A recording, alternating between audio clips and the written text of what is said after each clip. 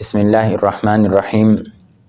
آج کا جو ہمارا موضوع ہے وہ انتہائی اہم ہے۔ اس کا تعلق ایک حوالے سے میں سمجھتا ہوں کہ ملکی سالمیت کے ساتھ بھی ہے، اور ہم آج یہ تجزیہ کریں گے کہ پاکستان کے ساتھ اب تک کیا ہوا ہے اور آگے عالمی دنیا پاکستان کے ساتھ کیا کرنے جا رہی ہے۔ موضوع پہ جانے سے پہلے میں تمام ناظرین سے یہ گزارش کروں گا کہ ہمارے یوٹیوب چینل اور فیس بک پیج کو لازمی فالو کر لیں اور اپنی رائے کا اظہار کومنٹ میں ضرور کریں کہ آپ ہماری رائے سے اتفاق کرتے ہیں یا اختلاف کرتے ہیں۔ آپ کھل کر اپنی رائے کا اظہار کریں۔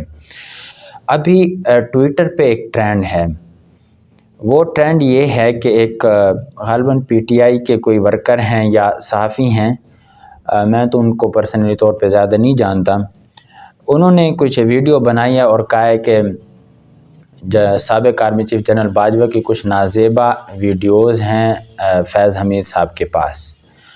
تو اب میرے خیال میں کوئی ایک دو انہوں نے کچھ ریلیز بھی کی ہیں، اب جن لوگوں کے پاس ہے یہ تو ان کا دعویٰ ہے، اور کہا یہ جا رہا ہے کہ اور ویڈیوز بھی ہیں۔ اس پر ہم اپنا پہلے بھی ایک ولاگ کر چکے ہیں کہ یہ انتہائی اخلاق باختہ اور پاکستان کی نوجوان نسل کو تباہ کرنے کے لیے کرنے کا سبب ہے۔ یہ چاہے یہ آڈیو ویڈیو کی سیاست ہو، چاہے کسی کو ویسے پرسنل آپ نے اٹیک کرنا اور اس قسم کی ویڈیوز، ایک تو ٹھیک ہے آپ اس کے وقار کو مجروح کر رہے ہیں، اس کی عزت کو تو تار کر رہے ہیں، لیکن اس کے ساتھ ساتھ ہمارے معاشرے پہ ایک بہت غلط امپیکٹ اس کا پڑ رہا ہے، تو یہ رکنا چاہیے۔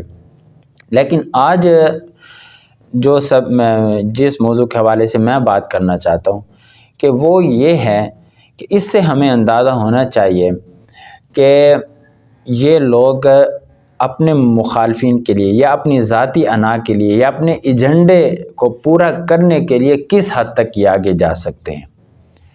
آپ کیا کہنا چاہیں گے کہ یہ آپ کا پوائنٹ آف ویو کیا ہے کہ یہ کیا گیم ہے، کیوں کیا جا رہا ہے؟ میں بذات خود تو یہ سمجھتا ہوں کہ یہ صرف باجوہ وہ کوئی سیاست میں ان ہے تو نہیں کہ آپ ان کی ویڈیوز لیک کر رہے ہیں، اس کے پیچھے مجھے کوئی اور وجہ نظر آ رہی ہے۔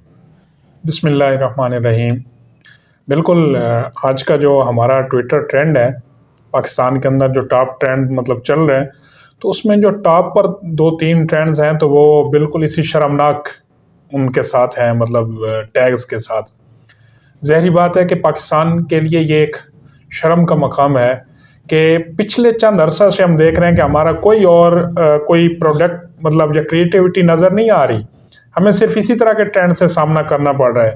کبھی کسی کو گالیاں دی جا رہی ہیں، کبھی کسی کی آڈیو کا ذکر ہے، کبھی ویڈیو کا ذکر ہے۔ اب موجودہ آپ نے جو ذکر کیا اس کا تعلق پاکستان کی ملکی سالمیت کے ساتھ ضرور ہے۔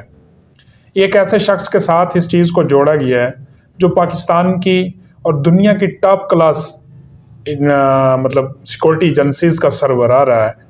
تو آپ یہ دنیا کو کیا پیغام دے رہے ہیں کہ پاکستان کے وزرائے اعظم اس لیول کے ہیں، پاکستان کے آرمی چیفز اس لیول کے ہیں، تو یہ چیز تو آپ ملکی اس مطلب ریڈ لائن کے اوپر آپ جو ہے نا وہ آئل چھڑک رہے ہیں کہ جس کی وجہ سے ملک کو خطرات ہوتے ہیں۔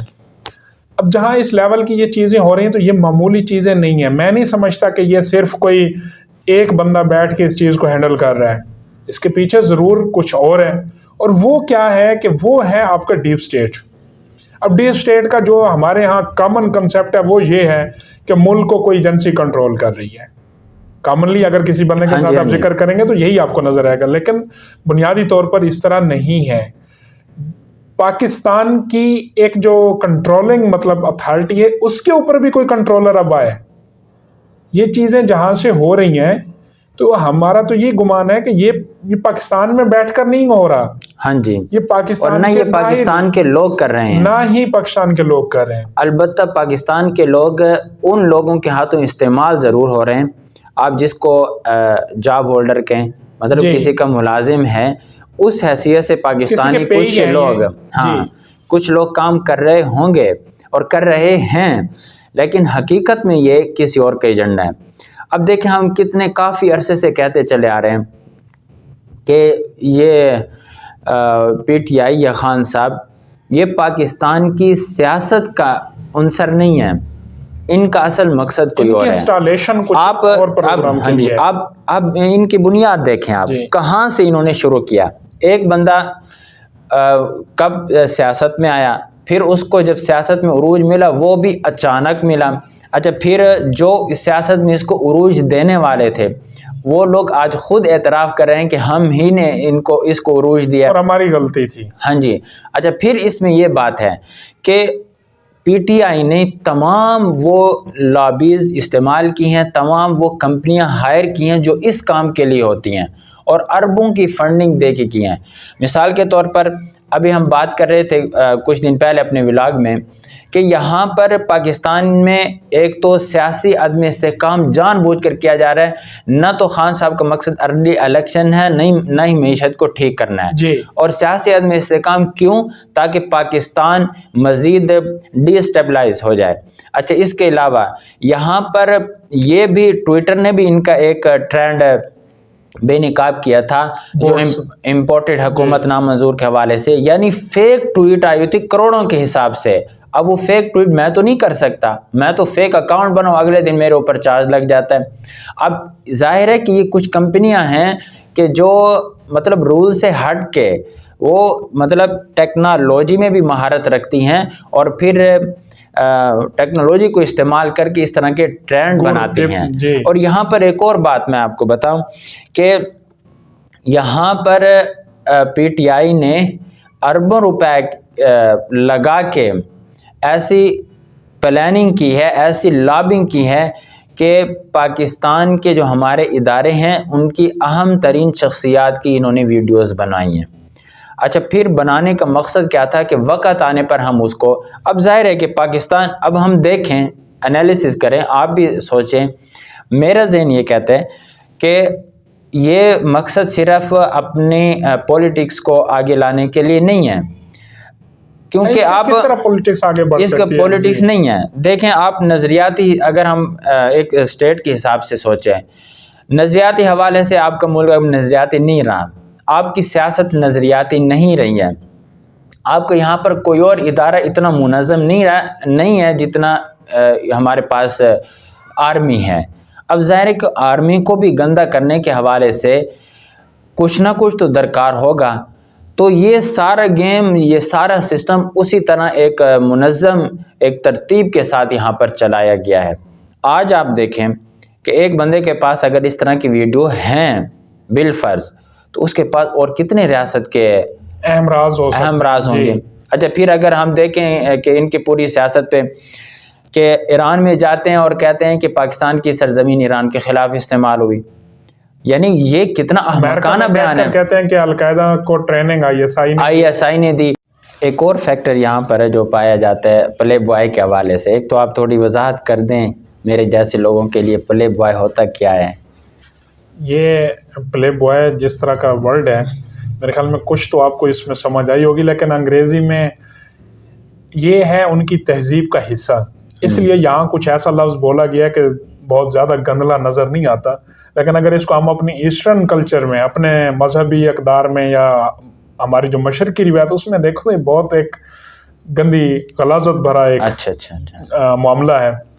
تو یہ ایسا سمجھ لیں کہ کوئی آپ کو اپنے جنسی لوازمات پورے کرنے کے لیے اپنے پاس اس طرح کریں کہ بھئی ہائر کر لیں یا اس طرح کا دوست رکھیں، تو یہ وہاں سے پھر نہ کرے. مطلب یہ ایسی وہ بات چھڑی ہے تو یہ بات پریگنینسیوں اور آگے نسل تک جاتی ہے.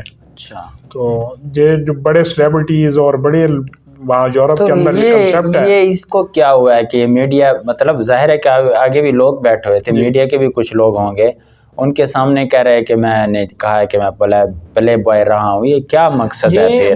دیکھیں نا، وہاں بھی انہوں نے خاص وہ یوز کیا جی. وہاں بھی انہوں نے باجوہ صاحب کے تو وہ اس طرح یوز کر رہے ہیں نا باجوہ صاحب کو. حالانکہ صدر صاحب بھی کہہ رہے ہیں، پرویز الہی صاحب بھی کہہ رہے ہیں کہ باجوہ بڑے مہربان تھے، انہوں نے آخری حد تک ہمارے ساتھ مہربانیاں کی. خان صاحب کہتے ہیں جی مجھے باجوہ صاحب نے آخری ملاقات میں کہا، حقیقت میں نا وہ ویسے ہی تھا معاملہ، وہ سرائکی کی وہ کیا کہتے ہیں، جی میں او تے جی میں او، مطلب دونوں ایک جیسے ملے ہوئے تھے اقتدار پہ. تو کہتے ہیں کہ جی باجوہ صاحب نے مجھے کہا کہ آپ پلے بوائے لگتے ہیں. کہتے میں نے ان سے کہا کہ ہاں میں رہا ہوں. تو اب آپ اندازہ لگائیں، ایک تو آج کا ٹرینڈ دیکھ لیں، جو ٹرینڈ انہوں نے چلایا اس کے پیچھے ساری پی ٹی آئی ہے، وہ ٹرینڈ کی حد تک ہے. پھر یہ پلے بوائے والا جنرل باجوہ کے ساتھ اٹیچ کرنا، تو یہ وہ بتلا رہے ہیں پوری دنیا کو کہ جی پاکستان کا آرمی چیف اس طرح کی گفتگو کرتا تھا اور اس طرح کے وزیر اعظم کے ساتھ اس کی ٹاک ہوتی تھی. یہ وہی کہ آپ ادارے کو بدنامی کے ساتھ جوڑنا چاہتے ہیں اور کوئی اس کے ساتھ ابھی آپ نے اب جس طرح آج ٹرینڈ چلایا جا رہا ہے، یہ recently I S P R کے 2-3 ڈرامے بنے تھے، تو اس حوالے سے انہوں نے اس کو بھی جنرل باجوہ صاحب کے ساتھ ان کے ساتھ جوڑ دیا ہے ان کے کسی اور ڈھنگ میں. یہاں سے بھی اندازہ ہو جانا چاہیے کہ یہ ریاست کے کتنے خیر خواہ ہیں، یہ ریاست کو کتنا محفوظ دیکھنا چاہتے ہیں. بہرحال اس میں اب مزید کیا، وہی انجینئرز کے اوپر دیواریں گر رہی ہیں، جس انجینئر نے نقشہ کھینچا تھا نا اسی کے اوپر دیواریں گر رہی ہیں. تو عام آدمی بیچارہ یہاں بہرحال اس حوالے سے اس وقت مطلب ابھی وہ جس ہم ڈیپ سٹیٹ کی بات کر رہے تھے اس کا آغاز ہو چکا ہے، اور ہمارے ارباب اختیار کو ابھی سے اس پر لائحہ عمل بنانا ہوگا اور اس پر کارروائی کرنی ہوگی، یہ صرف اگر معاملات بہت خطرناک حد تک بھی جا سکتا ہے.